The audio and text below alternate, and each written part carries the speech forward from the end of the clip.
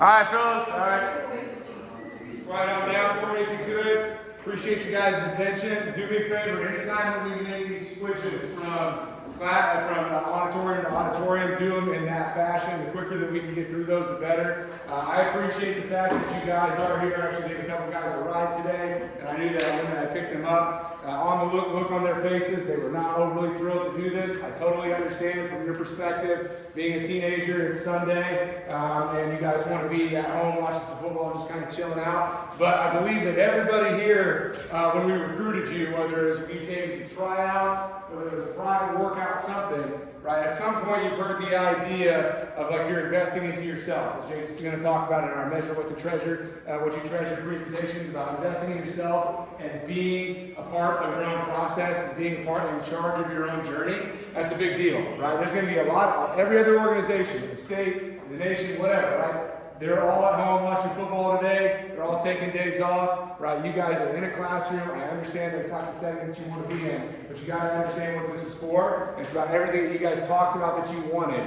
right? When you started to talk about playing for baseball academics Midwest, you all had a goal with this, whether that's to, as simply as it is, making your high school team. A lot of you guys are in your first year, going after a high school spot, and a lot of you guys are in massive schools, and that's going to be hard enough, right, to make it onto one of those teams, right? But all of you guys, everybody here has at some point expressed the urge and the aspiration to play college baseball, right? Days like today are going to help us get there, so I appreciate you guys being here for that. Make sure we're paying attention. I like these things to be interactive. If you guys do have questions, please pop up and throw your hand up. We're going to have a question and answer section here later on today, but I'm also here to answer you guys' questions as well. This presentation we're going to talk about, it's called our systematic approach to winning. Okay, whether you've been here before and this is review for you, that's a good thing. Okay, and if you are brand new, right, this is your first time hearing this, you need to make sure that we're paying attention to every single aspect of this presentation. Okay, the main reason for that, right, this is our guideline, our roadmap for you guys and how we actually go about winning baseball games. Okay? There's a lot of individual aspects of the game. We're going to talk about you from an individual perspective to make you better baseball players. But when we come together, like Jake talked about, in that fist mentality to go after another team, we have to actually know what the anatomy is of winning a baseball game. Right? We're going to give you guys some goals that we want you guys to accomplish, not as individuals, but as a team, every single time that you guys step on the field. And the overall goal for this is, right, we want you guys to shift your mentality of what you're thinking about on a game-to-game basis, on a pitch-to-pitch basis, right, of what you think is actual success. Okay? We're going to talk about it in a deeper manner, but this is our systematic approach to winning, how we as an organization go after wins, and how you guys as individuals should think when you're out there in a team environment. So, squad goals. Okay, we're going to go over our squad goals right now. It is very important that you guys know and understand these, so make sure you're taking notes, take a screenshot of this, and make sure you understand what this acronym is. Squad is an acronym. These are the overall goals within our systematic approach to winning that we are going to be trying to achieve on a game-to-game basis. Okay? We're going to go over what every single one of these letters stands for, and then provide you some goals. Within those, some specific goals, some statistical goals that you guys will try to achieve, and then also talk about the game plan of how we're going to achieve each one of those things. So the first one, S. S in squad goal stands for score first and score with 2 outs. We're talking about statistically here in a few minutes about overall, like how often a team will win if they score first.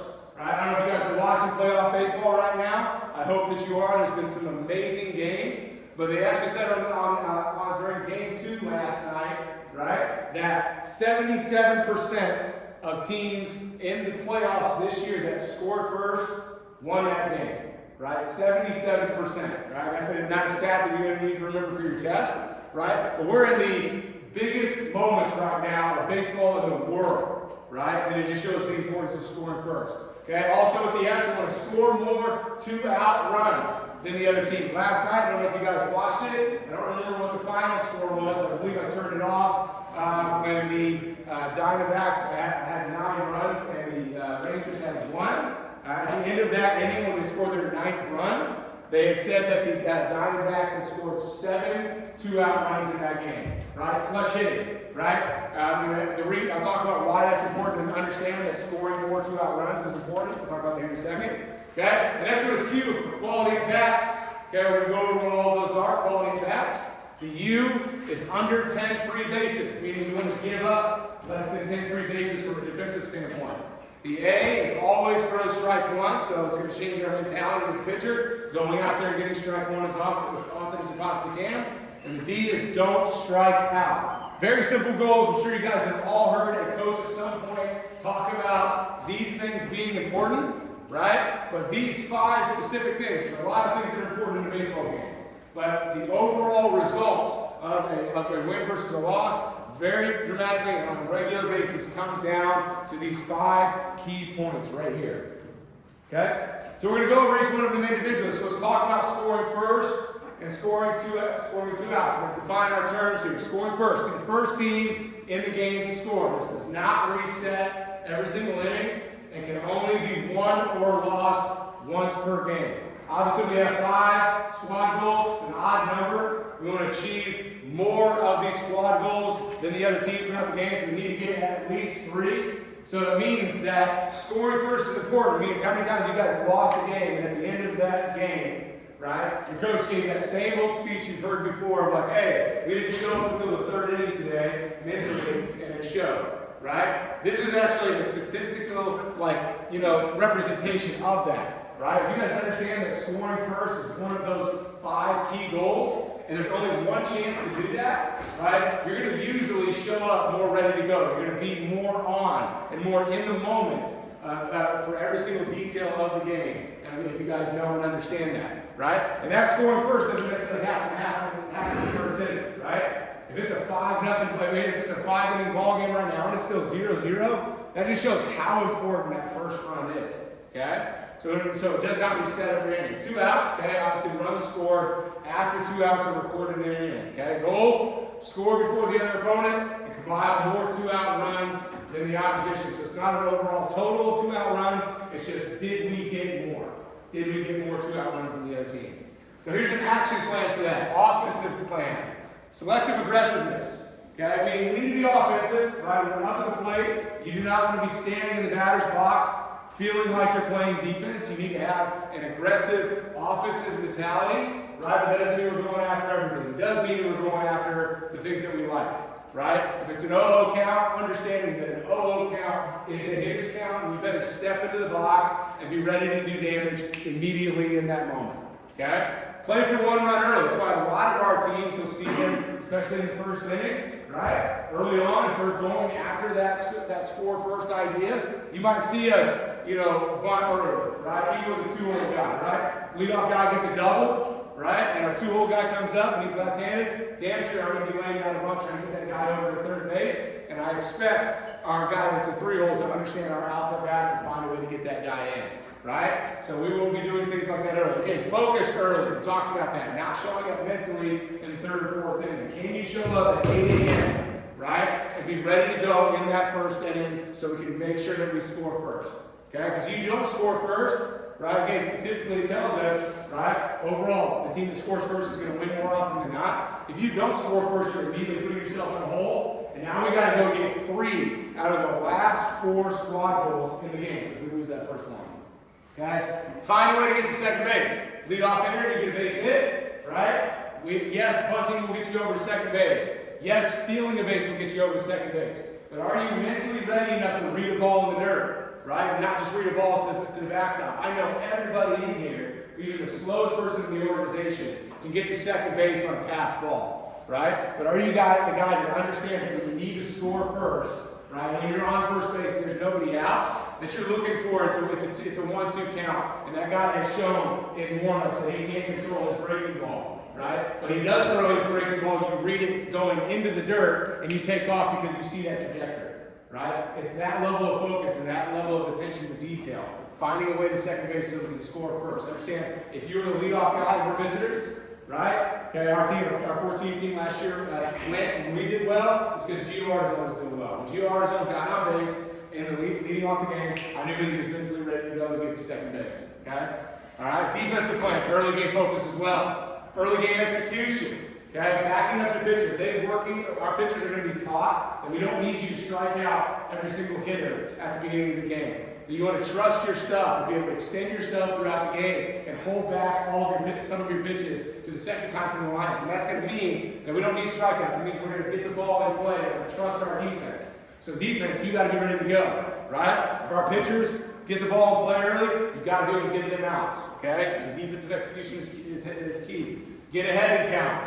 Okay, do not fall behind the hitter's counts. Fielder depth and location. Know where you're supposed to be given the situation. Okay, we're going to talk about that a lot in the defensive cutoffs and relays presentation, right? But where am I supposed to be as far as my infield and my outfield depth, given the situation? If there are no outs, or there are 2 outs, and there's nobody on, do I need to be in double play and no double situation? Understand where you're supposed to be so that we can execute. And again, no free bases. No free bases. Okay, giving up free bases early, right, is not going to allow us to be able to score first. Q, quality at bats.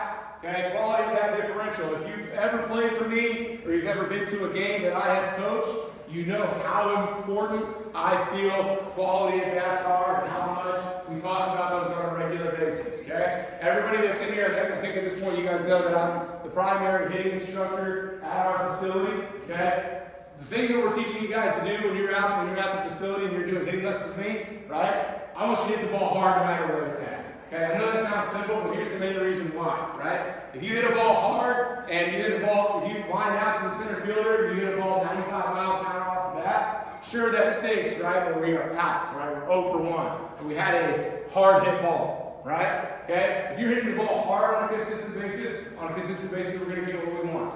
Okay? So you guys need to know exactly what all of the quality of bats are. There's 10 different kinds. Okay? And here, I'll talk about why it's super important here in a second. Hard hit ball, okay? 3+ pitches after 2 strikes, okay? Somebody in here, why is 3+ pitches after 2 strikes a big deal? Just yell it out, you don't have to raise your hand. Why would that be a big deal to us? Why is that a good thing to celebrate as opposed to just a base hit? Anybody? Pitch count. Pitch count, yes. It drives up the other team's pitch count, right? You fall to 1 and 2, pitcher's feeling real good, right? Next pitch is fastball high. You take it, you don't bite on it, now it's 2-2. Next pitch is that off speed because you think that's low and away, and you think you change your eye level, but you're able to foul that thing off, right? He has you 1 and 2, and now we're going into our 3rd pitch after you've been to 2 strikes. He was that close to getting you out, and so you've already seen 3 more pitches. We have guys stack those types of things up, right? That guy's a heck of a good starter. We're gonna be able to get him out maybe in the 3rd inning versus the 5th inning. Right? And then we're going to see the next guy that's not as good. Driving up pitch counts is huge. So even if let's say you get 3+ pitches after 2 strikes, and then you ground out on the 4th pitch afterwards to the shortstop and he throws you out, yeah, sure, that stinks to your individual stats. What you did for us as a team is you achieved the quality of that even though you didn't get hit. Right? It's that detail within that at-bat that changes things. Right? 7 of those from the team. If you go for our first 7 guys, go over 7, right? But they do 3+ pitches after 2 at bats, right? 7 of those versus rounding out in the first 3 pitches makes a giant difference in the outcome of the game because the pitcher's climbing his pitch count. Second time for the lineup, he doesn't have as much juice. That's a big deal to us. 6+ pitch at bat, same thing, drives up pitch count. Extra base hit is a quality at bat, a walk quality at bat, hit by pitch, sack bunt, sack fly, advancing the runner, for example, runner on second, no outs, you get a 1-2 count, ground ball to the second baseman, moves him over to 3rd base. Now we have a runner on 3rd base with less than 2 outs, a sack fly scores that run, right? So that means that mentally, right, the reason we're pointing these things out to you is given that situation, you have to understand what our team needs. Our team doesn't need you to get a base hit with a runner on second and no outs on a 1-2 count. Sure, if you do, that's great. Right? But no matter what we can't have is a strikeout. What we can't have is a ground ball on the left side that doesn't move him over. Because those aren't quality at bats. Right? But if you ground out to the second baseman and move him over and that guy scores, right? Sure, the next guy gets the RBI, right? But he doesn't get that RBI without you. And that's a key thing to understand. How we actually go about getting those runs. Okay? Right? And an RBI is obviously the goal. Goals here: compile more quality bats over the course of the game than the other team. We used to, when we first went over this data, we used to talk about a specific number. We needed a specific number of quality bats throughout the game to actually win, right? Over time, we've realized that if we have 2 quality bats the entire game, which is a really bad offensive day, and the other team only has 1, we're still going to have a higher likelihood of winning that game, right? Obviously, don't go only 2 quality bats and we stack as many as we can, right? But the overall goal is to have more than the other team, okay? Take pride in these ABs and celebrate these results. Celebrate them, right? I talked about at the beginning about understanding the difference in the stats that you like and the stats that make you feel good versus the stats that we actually need, right? Our overall goal with this, my overall goal from an offensive perspective, right? Let's say you go home, right, and you are typically bummed about a 1-4 day. I'm sure nobody wants to bat 250. 1-4 doesn't feel that great, right? Grandma calls you on the way home, says, "How'd you do today?" You say, "I did terrible. I'm 1 for 4. I only had 1 base hit," right? Okay? We don't need you thinking about that anymore. We don't want you to think in that manner, right? I want you to tell that person you talk to after the game that even though you were 1 for 4 as far as base hits, right?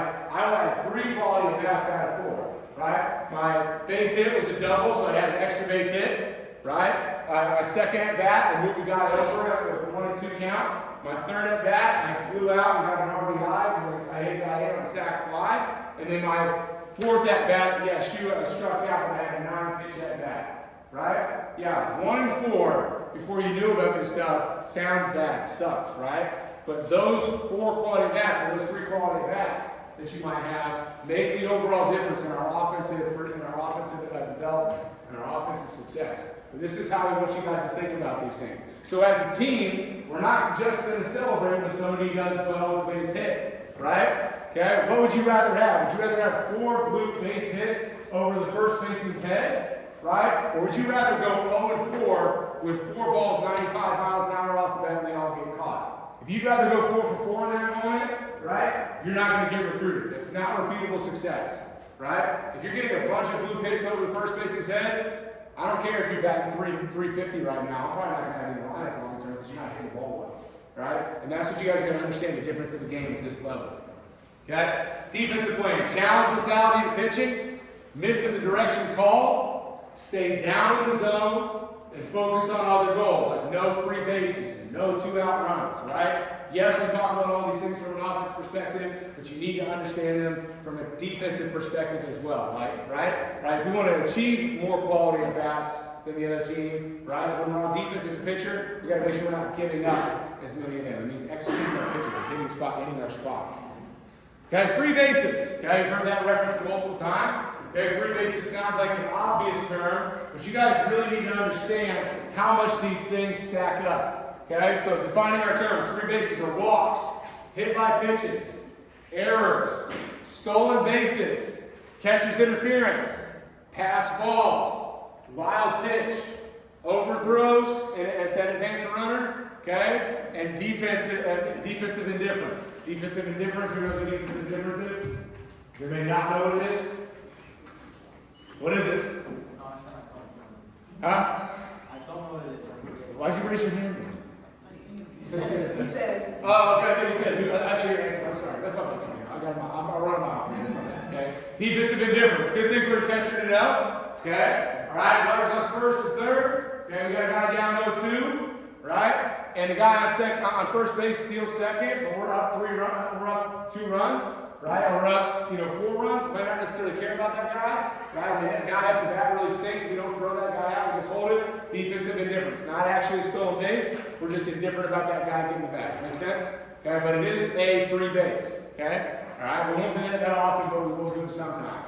Goals. Hold the opponent to less than 10 free bases throughout the game. Okay. Our goal offensively, we want to take 12 or more free bases throughout the game. Okay, so here's why this is important to understand how much these things can stack up. You guys ever see it's the ALCS game between the Toronto Blue Jays and the Texas Rangers where Jose Bautista does the backflip? You guys remember that game? Okay? If you ever go on YouTube, go to inning number 7 of that game. I believe it's game 5, if I'm not mistaken. Right, that's when Shin-Soo chews up the bat, catcher throws the ball, hits it off his bat, bounces around, and a bunch of guys score after that, right? Earlier on in that inning, right, I think it was Elvis Andrews, I think he had 3 errors in that inning. 3. And I think that the Texas Rangers had 4 total errors in the infield in that inning. Then they had that ball to bounce off the bat, and then they had a walk as well. I challenge you guys to go back and watch that game and actually calculate how many free bases there are. This is why it gets hard. Okay, if we walk a guy, how many free bases has he ever given up? Huh? 1, right? If the next guy comes up and hits a bomb, how many free bases have we given up? Huh? 4. Okay, because the guy that got on base the first time with that walk, he didn't earn any of those bases. Right? So anytime someone gets on base from a free base perspective, every base they achieve after that is an earned free base. Right? So that's why it's important. You walk 2 guys in an inning, they both score, right? That's 8 free bases in that 1 inning, right? Okay? And if we are trying to keep a team to 10 free bases or fewer, right, that just shows you how engaged and how focused you guys have to be on those small details to make sure that we are achieving everything we're supposed to achieve in every aspect of the game. We want to give up 10 free bases, right? 10 free bases or less. So we have to make sure that we are limiting all of those things as much as we possibly can. Go back and watch that game, and then come back and tell me how many free bases that you calculated. It's absolutely absurd. Okay? First strike percentage, okay, defining those terms. First strikes are defined as the first pitch to a new hitter being any of the following: a called strike, a swing and miss, a foul ball, and a ball in play. Okay? Every year you have people come in, they don't realize that getting a ball in play actually counts as a strike. Okay? All right? Very important that we're getting 60% or more of first pitch strikes.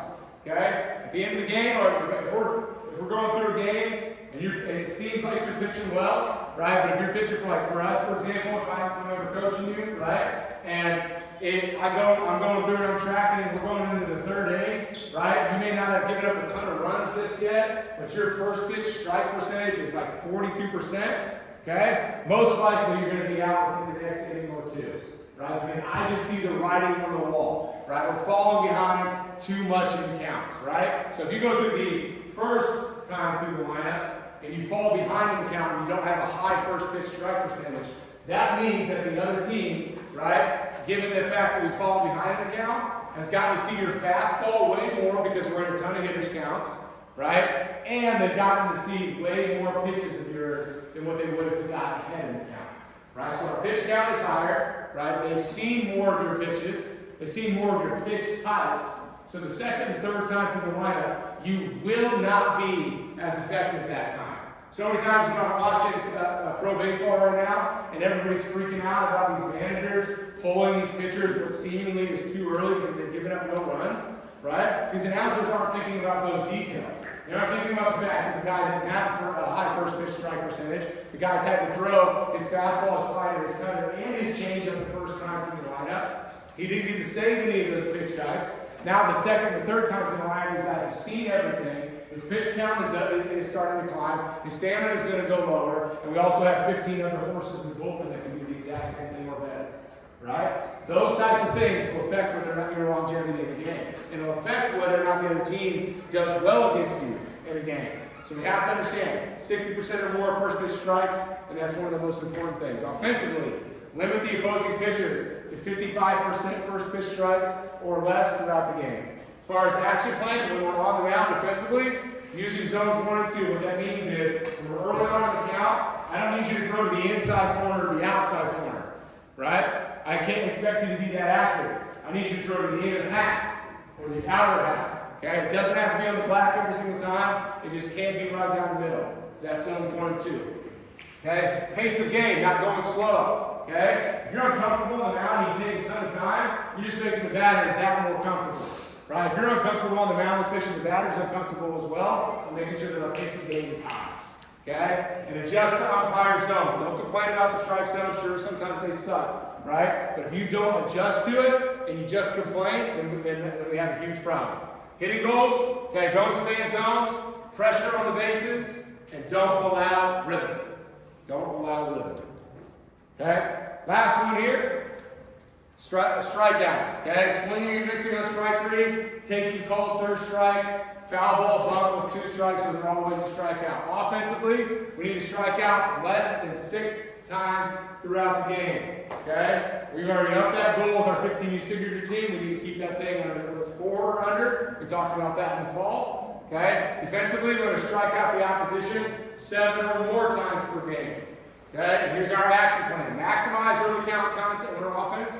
Maximize early count contact in desired zones. Third strike is a team strike. Don't go down. That's why we pound our chest. We'll talk about that in the offense presentation next month in training. Shorten up for contact if that works for you. Okay, just because somebody else shortens up with 2 strikes doesn't mean you have to. Put yourself in the situation that's going to allow you for the most success. Okay, and be mentally tough. You call doesn't go your way, no one cares. No one cares about your feelings. Get over it, right? We need you to not strike out here, so we can't be thinking about the last pitch, right? And as far as our defensive plan, work ahead of the count, 60% first pitch strikes. Understand when to pitch for a K, when to, okay? If you're pitching to the 9-hitter, right? I mean, you know this guy, you've never seen him get a hit in his life. You do not have to necessarily go after that guy with a strikeout. Burn fastballs down the middle, make them ground out to the shortstop, and let's get out of the inning with a lower pitch count. Work zones 2 and 3. Okay, that's pitching between the corners and pitching when we don't need a strike. So for an 0-2 count, we don't want to burn one down the middle. We need to keep one out of the zone. That's zone 3. Okay, and use misses to set up the next pitch. Okay, the 6 primary keys to victory: score first, score more 2-out runs than the opponent, have more quality at bats than the opponent, receive more free bases than the opponent, have a higher first pitch strike percentage than the opponent, and strike out less than the opponent. Here's what I'll tell you right now. No one cares, none of these coaches care about your individual stats. No college coach cares about your individual stats. What they care about, college coach-wise, is if you project to the level of competition that they're going to play against, right? And I've seen plenty of players from our organization and others get recruited, right, and get offers after bad outings statistically, okay? We're going to Coach Dylan Devin Clark, he's an assistant coach for the 15U Signatures team. His brother pitches at IU, right? That was 97 miles an hour this fall, okay? He got an offer from IU after a game. He gave him 6 runs in 2 innings, right? Because they liked his stuff. He wasn't ahead in the count, and that sucks sometimes, but he projected to the level of competition that they play against. No one cares about your individual stats. If you're married to that and you're emotional about it every single time you go home, go over this presentation again, watch the video on repeat, okay? Get over this stuff and understand what the actual anatomy is to a team win versus your own individual success. Do you have any questions?